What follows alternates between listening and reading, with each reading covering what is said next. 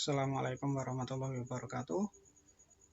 Perkenalkan, nama saya Ibnu Athoillah, mahasiswa Pascasarjana Pendidikan Matematika Universitas Negeri Semarang angkatan tahun 2019, akan menyajikan hasil paper saya, yaitu metode kombinasi atau campuran, atau yang biasa disebut dengan mixed methods. Dalam penyusunan tugas penelitian pendidikan matematika. Oke, pembahasan yang akan kita bahas adalah yang pertama, review penelitian kualitatif dan kuantitatif. Kenapa ini direview? Karena metode penelitian campuran adalah melibatkan kedua penelitian besar tersebut. Yang kedua adalah pengertian dan komponen metode campuran. Yang ketiga adalah sifat penelitian metode campuran. Yang keempat adalah strategi penelitian campuran dan model visualnya. Selanjutnya adalah prosedur pengumpulan data. Yang keenam adalah analisis data dan prosedur validasi. Yang ketujuh adalah susunan laporan penelitian. Dan yang terakhir adalah contoh penelitian campuran. Nanti di contoh penelitian campuran ini akan saya gabungkan dalam strategi penelitian metode campurannya. Yang pertama, pendekatan penelitian itu sebenarnya ada dua. Yang pertama adalah positivisme, yang kedua adalah postpositivisme. Positivisme itu aliran yang mengedepankan pada numerik, kalau postpositivisme adalah pendekatan atau penelitian yang lebih menekankan pada non-numerik. Penalarannya untuk positivisme adalah deduktif, untuk postpositivisme adalah induktif. Nah, biasa kita sebut adalah untuk positivisme itu adalah metode kuantitatif, untuk positivisme itu adalah metode kualitatif.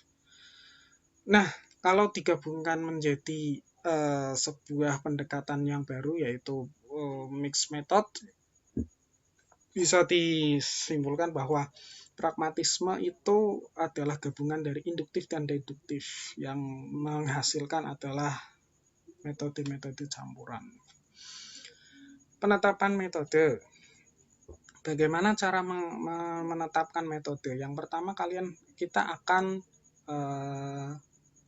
menentukan sifat datanya terlebih dahulu itu apa, terus kemudian karakteristik keilmuannya itu apa, tujuan penelitiannya itu bagaimana. Sifat data itu bisa dilihat dari ukuran atau validasinya, karakteristik keilmuannya itu ditinjau eksak atau non eksak, terus yang terakhir tujuan penelitiannya apakah eksplanasi atau eksplorasi. Eksplanasi dan eksplorasi akan dijelaskan lebih lanjut nanti saat strategi metode campuran.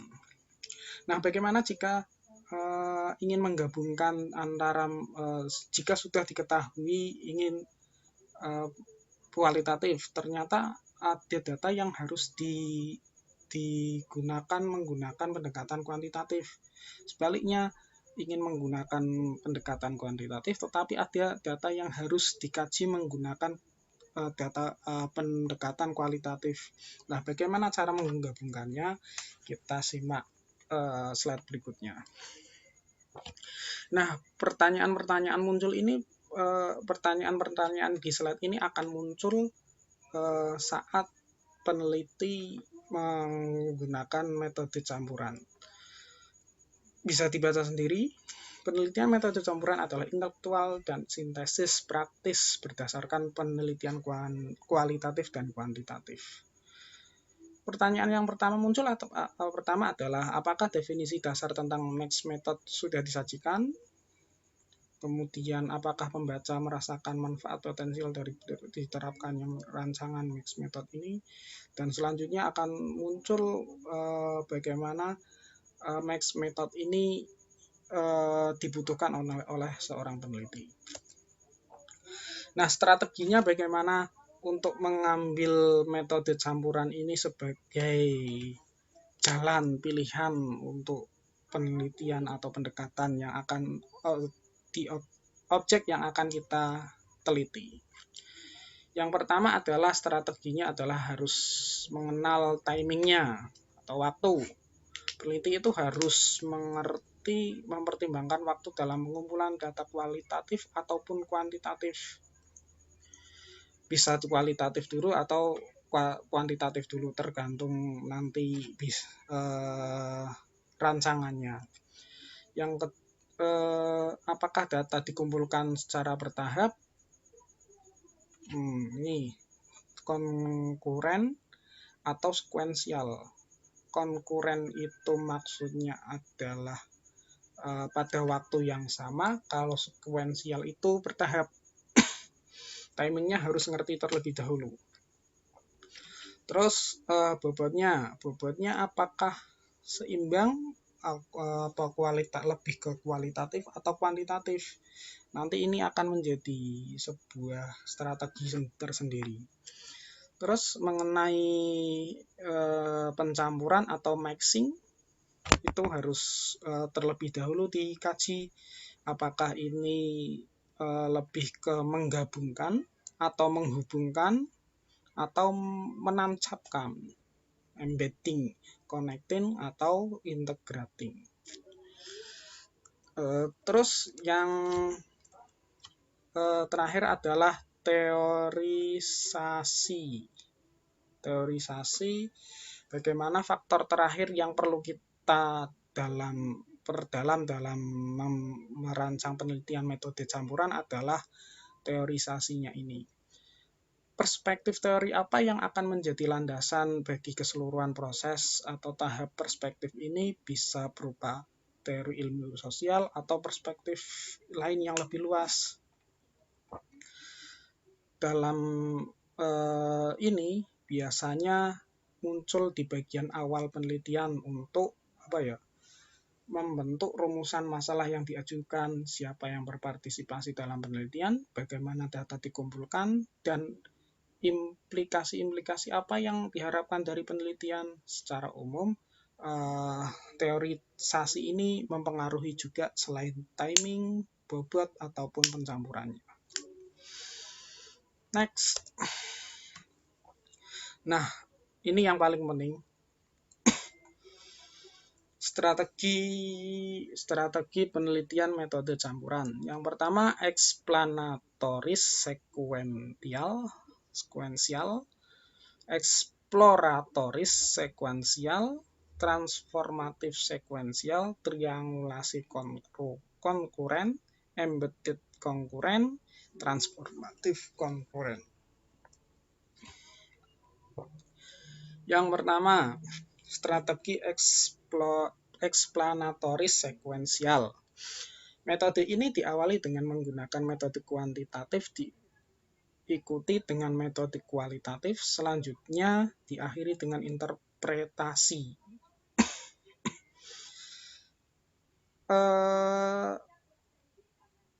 Gambarannya seperti ini.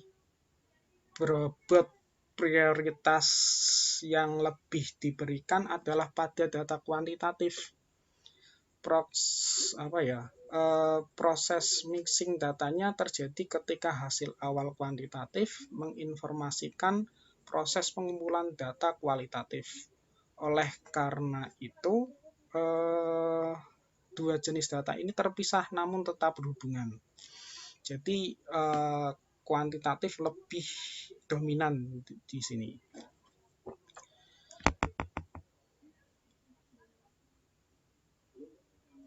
Terus untuk contohnya, sebelum untuk contoh, setelah kuantitatif diolah kemudian diikuti dengan kualitatif data, berikut analisisnya, nanti kita akan memperoleh interpretasi atau maksud dari penelitian itu apa. Contohnya adalah contoh judul yang menggunakan strategi eksplanatoris sekuensial adalah analisis kemampuan pemecahan masalah siswa kelas 10 SMA materi trigonometri dalam pembelajaran model auditory intellectually repetition.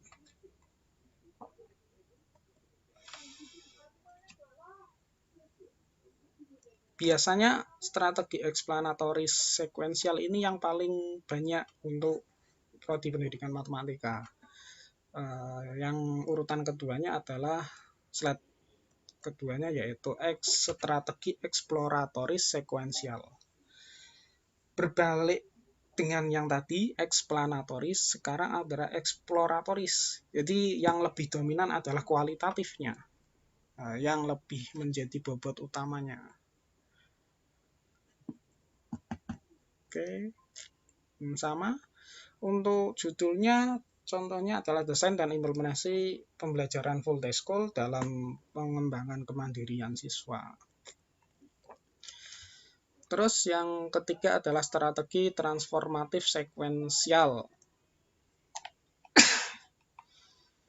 Metode ini peneliti melakukan pengumpulan data analisis data kuantitatif dan kualitatif secara terpisah dan selanjutnya mentransformasikan data yang satu dengan data yang lain, selanjutnya diakhiri dengan interpretasi. Kalau tadi secara bersama, kalau ini kalau tadi satu persatu, kalau ini berproses tapi secara bersama. Maksudnya adalah kualitatif terus kemudian diproses kuantitatif, kemudian kuantitatif diproses dengan kualitatif. Contohnya adalah konsep operasional aspek kedamaian, menghargai pembedaan dan kesadaran individu.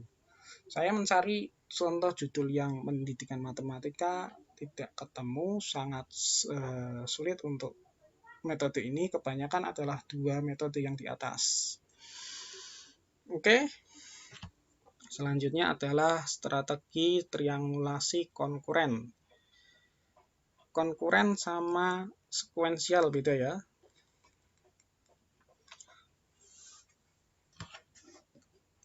Untuk perbedaan yang selanjutnya adalah strategi triangulasi konkuren. Dalam strategi ini peneliti mengumpulkan data kualitatif dan kuantitatif dan kualitatif secara kongruen dalam satu waktu. Maksudnya dilakukan secara bersama tetapi terpisah. Kemudian membandingkan apakah ada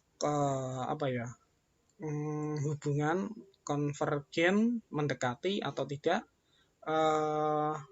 atau perbedaan atau mungkin kombinasi.